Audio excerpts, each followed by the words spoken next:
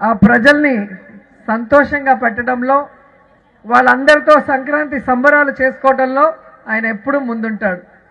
రాంబాబు అంటే సంక్రాంతి, సంక్రాంతి అంటే రాంబాబు అనే బ్రాండ్ తెచ్చుకున్నారు.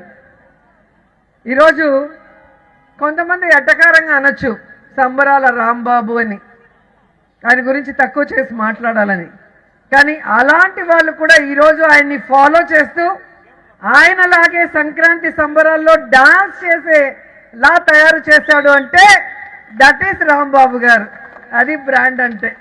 ఈరోజు ఆయనలాగే డాన్స్ వేస్తూ సంక్రాంతి సంబరాల్లో ఆయనను ఎక్కిరించిన పవన్ కళ్యాణ్ గారు ఎలా చేశారో మనం చూసాం. ఎందుకంటే అనటం చాలా ఈజీ, కానీ ఆ డాన్స్ ఎందుకు చేస్తాం?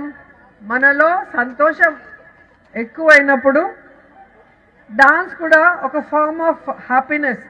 కొందరు పాడి సంతోషాన్ని వ్యక్తపరుస్తారు, కొందరు డాన్స్ చేసి వ్యక్తపరుస్తారు. సో అలా ఆయన డాన్స్ చేసినప్పుడు మేము చెయ్యం, ఎందుకంటే ఆయనతో పోటీ పడలేం కాబట్టి. ముందే చెప్తారు, నాతో పోటీ పడి ఓడిపోతారు, ఎందుకండి నేను చేస్తాను మీరు చేయొద్దండి అంటారు. ఓకే సార్, సంక్రాంతి మాత్రం మీకే, ఎన్ని డాన్సులు కావాలన్నా వేయండి, మేమైతే కాంపిటీషన్కి రామని చెప్తాం. లాస్ట్ టైం కూడా చాలా చక్కగా ఒక సాంగ్ని రికార్డ్ చేసి ఆయన పేరు మీద దానికి డాన్సెస్ వేసి, సో రాష్ట్రం అంతా కూడా అందరి మన్ననలు పొందారు. అండ్ నిజంగా వైఎస్ఆర్సీపీలో రాంబాబు గారంటే అందరూ కూడా అభిమానిస్తారు, అందరి ఆత్మీయుడని చెప్పచ్చు.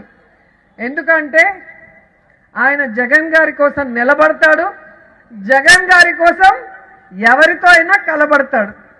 ఎలా అయితే అందరినీ నవ్విస్తారో, జగన్ గురించి ఎవరైనా తప్పుగా మాట్లాడితే మాటలతో వాళ్ళ తాట కూడా తీస్తాడు.